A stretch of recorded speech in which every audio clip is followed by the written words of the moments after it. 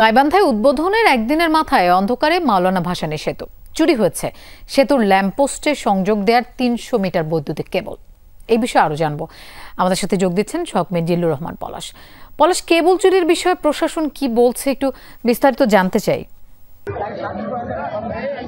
আপনি জানেন যে দীর্ঘ প্রত্যাশিত এবং বহুল প্রত্যাশিত এই সেতুটি কিন্তু তিস্তা নদীর উপর দাঁড়িয়েছে এবং গত দুদিন আগে বুধবার সেতুটির আনুষ্ঠানিক উদ্বোধন করা হয়েছে। উদ্বোধনের দিন থেকে আমরা যেমনটি দেখেছিলাম যে এই সেতুর মধ্যে বৈদ্যুতিক সংযোগ এবং বৈদ্যুতিক লাইট যেগুলো জ্বালানোর কথা সেগুলো কিন্তু প্রথম দিন থেকে আসলে জ্বালানো হয় না।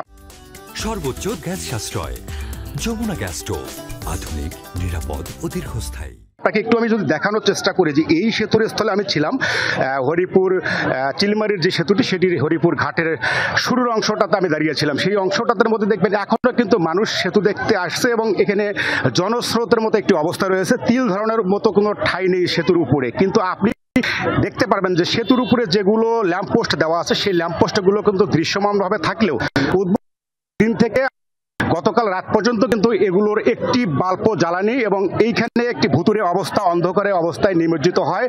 বিভিন্ন এলাকা থেকে যে মানুষজন এখানে সেতু দেখতে আসছেন তারা কিন্তু এই সেতুর অন্ধকারের কারণে একটি ভোগান্তি এবং দুর্ভোগে পড়েন। আমরা কর্তৃপক্ষ, এলজিডি কর্তৃপক্ষের সঙ্গে কথা জানতে পারছিলাম। কর্তৃপক্ষ আমাদেরকে গাইবান্ধা নির্বাহী প্রকৌশলী উজ্জ্বল চৌধুরী, তিনি আমাকে উদ্বোধনের রাত্রে 8টায় আমি যখন তার সঙ্গে কথা বলেছিলাম, তিনি আমাকে প্রথমে বলেছিলেন যে বৈদ্যুতিক লাইনগুলোর কিছু ত্রুটি এবং সাব কেবল মিটার অর্থাৎ মেশিন যেটি এখান থেকে বৈদ্যুতিক লাইনটি আলো জ্বলবে সেটি তাদের ত্রুটি আছে, এমনটি কিন্তু তিনি জানিয়েছিলেন। তবে আজকে আমি বিষয়টি জানার জন্য এই উজ্জ্বল চৌধুরী এবং সুন্দরগঞ্জ এলজিডির উপপ্রকৌশলী তপন চক্রবর্তীর সঙ্গে বারবার মোবাইল ফোনে কথা বলার চেষ্টা করছি, তারা কিন্তু আসলে ফোনটি ধরেনি। তবে আমরা এরই মধ্যে জানতে পারছি স্থানীয়ভাবে এবং স্থানীয় লোক আমাদেরকে যেটি জানিয়েছেন যে এই সেতুর স্থলের কেবল লাইন যেটি রয়েছে সেই কেবল লাইনের বেশ কিছু অংশ কিন্তু চুরিয়ে গেছে। তবে অর্থাৎ কত পরিমাণের কেবল বা তার এখান থেকে চুরি হয়েছে সেটি কিন্তু আমাদেরকে নির্ধারণ করে জানাতে পারেনি। তবে এরই মধ্যে এমন একটি ঘটনা হওয়ার কারণে এই এলাকার মানুষ যারা রয়েছেন তারা কিন্তু